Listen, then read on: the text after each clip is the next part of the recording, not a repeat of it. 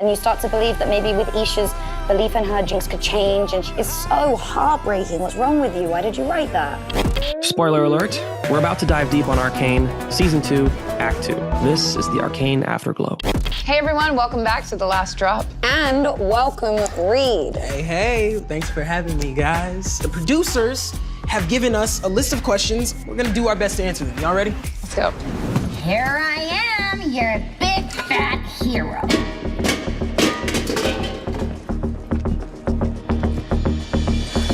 Has Jinx fully given into the idea of being a leader? No, I don't think so. Me, a hero.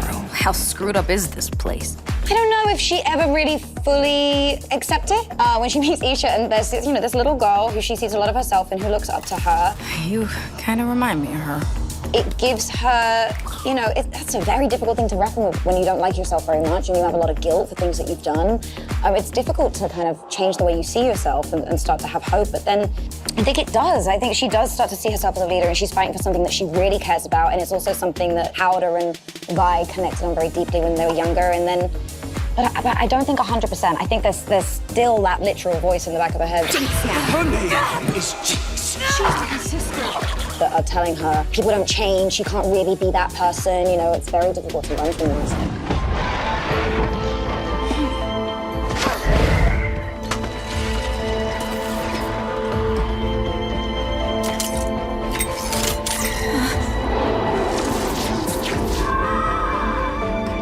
My heart broke when Isha sacrificed herself to save Jinx. The question here is, why is Jinx doomed to lose everyone she cares about? Because she's a Jinx. It's almost a self-fulfilling prophecy. There's a reason Jinx sees a lot of herself in Isha. Isha is a lot like her. She's everything I think Powder wishes Powder was at that time. It's so heartbreaking because she's so sweet and so innocent, and you really see a side of Jinx come out when they're playing together with the crabby robot things. Show some effort. You see this joyfulness, this real inner child come out, and it's innocent, and you start to believe that maybe with Isha's belief in her, Jinx could change. It's so heartbreaking. What's wrong with you? Why did you write that? Well, fair question too. But I think it is a kind of a terrible reminder for Jinx that Isha is inspired by the chaos and the havoc and the destruction. Still got all your insides? I think it's just another reminder of you'll never be able to escape this. Yeah, it's just so tough, especially when it happens to someone as innocent as Isha. What's wrong with you? I keep telling myself that you're different, but you're not. It's her blood in your veins. Then why are you the one acting like her?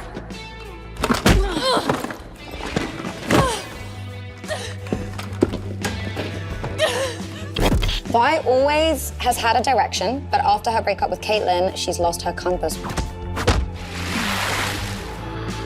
What is Vi's mission now?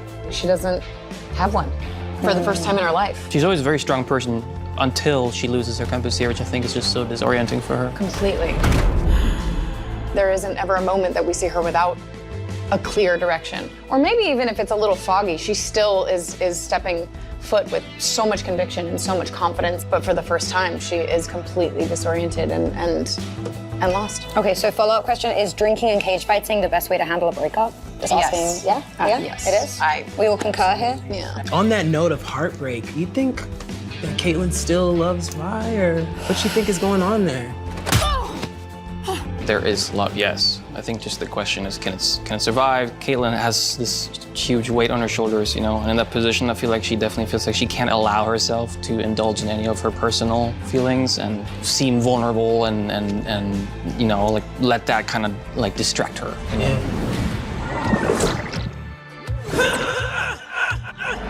What the? With their fearless leader, Ekko, lost in the anomaly, what are the Firelights up to? Man, I would hope that they're still getting the business. We gotta choose right now whether we're gonna throw in the towel or make a stand together. We got a mission. It doesn't stop when the leader goes, so I hope that they're working with somebody from Piltover, or at least just holding down the underground until Ekko finds his way back, maybe, wherever they are. After Silco has disappeared, it's just this huge power vacuum. Who's gonna be next? Is it gonna be shitty again for us? Is there an opportunity to kind of have a new world order, that could be much better? The Firelights are unfortunately also somewhat used to losing some of their members over time, Right, you know? And right. so like they know it's important to keep things going. You want to call them criminals, but they just fight for good. What are you waiting for? He's your dad, too.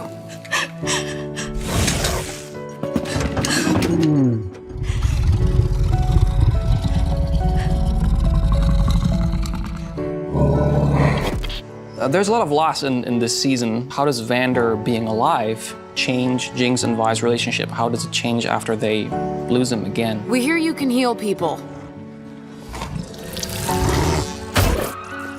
There is this idea that if we can get Vander back, then maybe there's a chance for these sisters.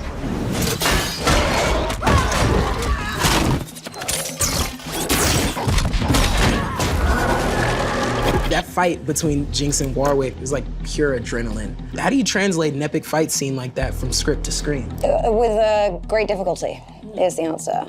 And destruction of the vocal And booth. yeah, do you remember that?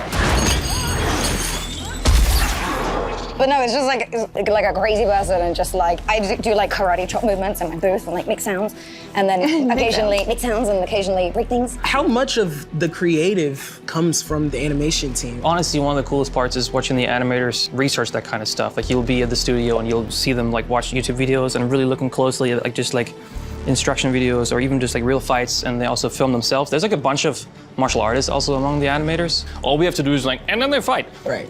And then they go, all right, let's research, you know, how all this will actually be cool.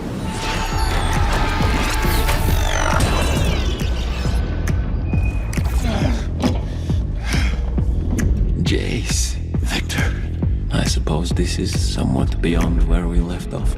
Hex tech is the crux of Piltover's technological advancements. Now it threatens to destroy everything. So, what really is the anomaly, and why is it keeping Victor alive? I thought you were done with Hex tech. I was clouded by emotions. See what I've accomplished.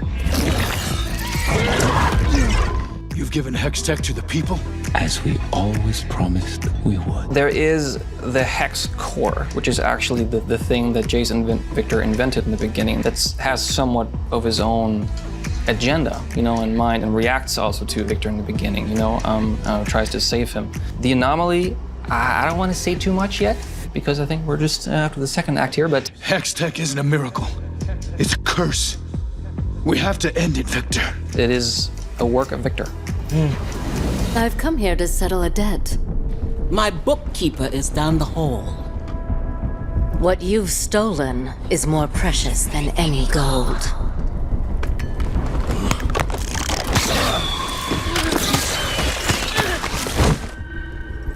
Did you truly believe Piltover was beyond our reach?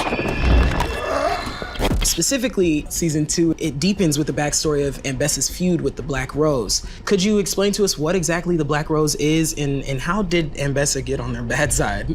Yeah, we always thought of the Black Rose as an organization that really represents mages in the world. So when this place Piltover invents something like Hextech, it kind of threatens the order of the world, you know, and where there's a certain supremacy, you know, as a mage, suddenly if you commoditize magic that is scary, but also very potent. And I think Ambessa sees the opportunity, especially when you oppose someone like the Black Rose. Needless to say, I mean, there's a feud, a blood feud, and Ambessa sees just the opportunity in what her daughter has built here in Piltover. You wouldn't last 1 second without all your ugly gadgets and chicken shit tricks. Ha! What about those over-designed bitch mittens you didn't even build yourself? All right, honestly, everybody's gonna be talking about bitch mittens for the next however long. Could Jinx really keep up in a fight with Vi, no weapons? Like, what y'all think? Who's taking the bag? I mean,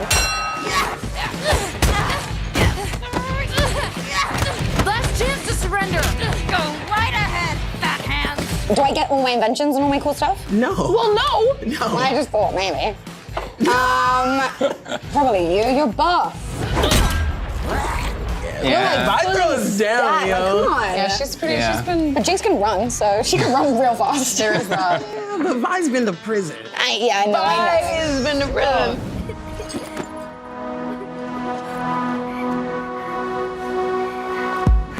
This act ended with a huge moment, the big tragedy surrounding Isha, this really hopeful mission for Jinx. You have a very big decision from Jace, you know, for the first time really standing against Victor. And so obviously the massive repercussions coming up in the next act. Well, I, for one, am excited to see Act 3, huh? Thank you guys for joining us here at The Last Drop once again for the Arcane Afterglow. Please do not miss next week's finale where the fate of Zaun, Piltover, and the Arcane will finally be decided. A storm is coming. Likes of which Piltover has never faced. Victor's at the center of all this, isn't he?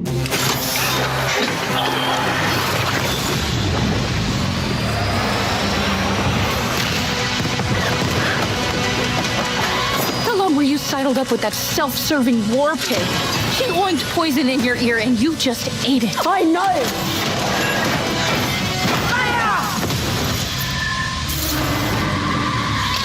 If you come, use all that explosive potential of yours for good, maybe we could rewrite your story.